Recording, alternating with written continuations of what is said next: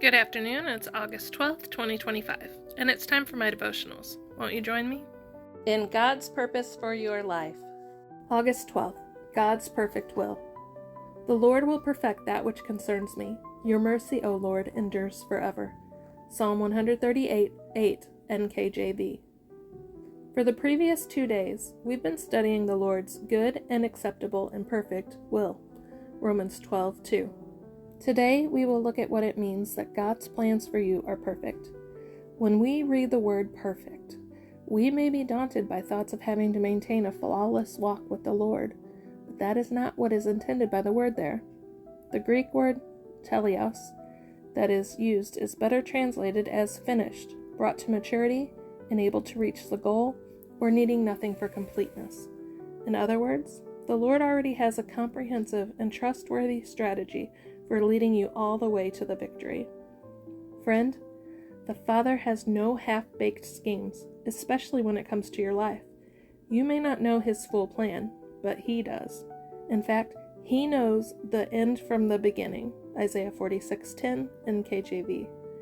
And He can and will bring it to absolute completion.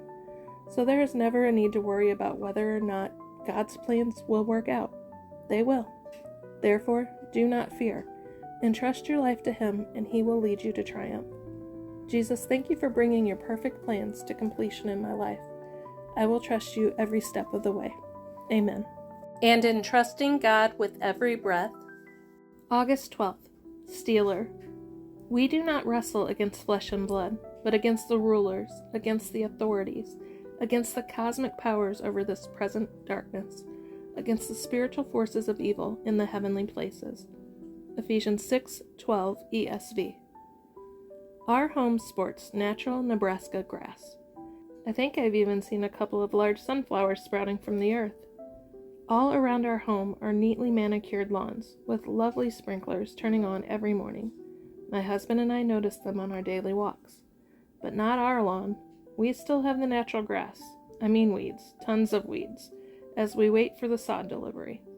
That annoyance can steal our joy, pulling our eyes away from the incredible new home we love, but we don't let it. What steals your peace, your joy? What types of things get your goat, causing you to focus on the ugly, turning your eyes away from life? Anything can steal your peace. I'm guessing lots of things do with you, with me, with us. They can be stupid little things or big ones. Take, for example, pictures on the walls. I love hanging things on my walls. My husband, not so much, preferring clean walls. So we compromise. Could we let our differences steal our joy? Of course. We can justify lots of moods, can't we? But should you let it steal your joy? No. Enjoy the compromise. Let it change you. How will you let God help you choose peace? My home also has a lot of natural grass. Okay, weeds, like they said weeds in the devotional Steeler. But you know what? As part of where God has me in life, I know it's part of His perfect will for my life. I hope you have a blessed day.